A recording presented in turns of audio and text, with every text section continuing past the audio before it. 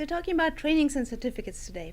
You might think, why do I need this? A lot of the trainings, what you've probably already seen or done before, are extremely boring. There's PowerPoint slides, regurgitation of information, nothing really exciting about it. At the end you get a certificate and, nothing really changes. But trainings and certificates are very, very important. And there are a couple of reasons why they're so important. First of all, it is liability. If I hire you and you work in my lab, I need to make sure you're safe. You know what you're doing and you don't do mistakes by accident which can have dire consequences. The history, for example, of animal testing and human testing is extensive. And not only during the Second World War did they do human experiments where they really didn't care whether the humans were suffering or not.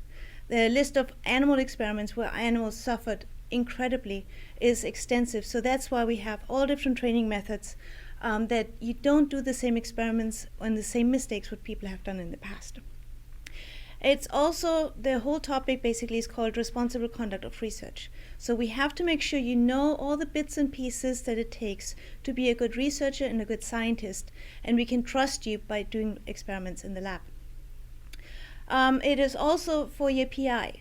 So, if you get hired, if you do a graduate school, or if you, have other responsibilities in a lab, we need to make sure that you understand the rules.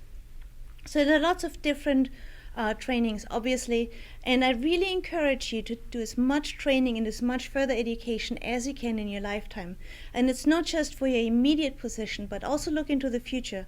There are ways to get jobs if you have other certification, and a lot of promotions depend on how much new knowledge you're gaining. So during the class you have been exposed to several different training modules, and you were able to choose several of them which are more important for your career path, because everybody has a different career path. Working in the lab, obviously you have to know about blood-borne pathogens, you have to know about biomedical waste, biosafety, and so on. Again, there's lots of different ones. There are federal training, there are federal regulations which we need to adhere to. And you've seen the different list of the training. So I want to point out a couple of them.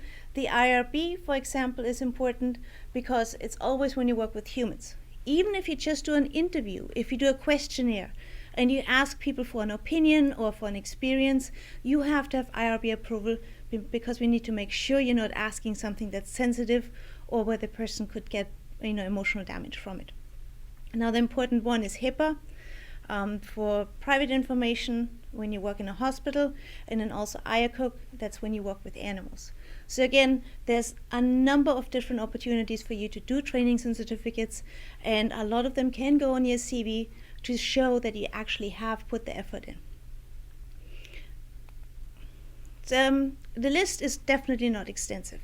It was mainly the ones you need when you're working in a lab or if you're working at a university. There are many, many other things where you can get the training. For example, when I was working at the company after I left the university, I did a lot of project management because it was my job to make sure we get results in a certain time period, in a certain budget, and I had to report to my supervisors. Also, when you work in a diagnostic lab, there are certain rules because every diagnostic lab has to do their tests the same way in a standardized version.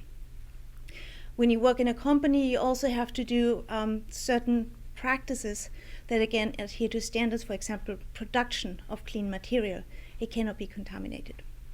Other skills besides scientific skills would be other business skills. For example, if you do management, when you hire people, fire people, train people, there's a lot of things that can be learned. Another very important thing when you get hired, when you have jobs, is data management. It's database management, it's analyzing data, big data sets, and many people don't have a lot of experience, but it is very, very important, and it can get you ahead of the curve when you're looking for a job out there.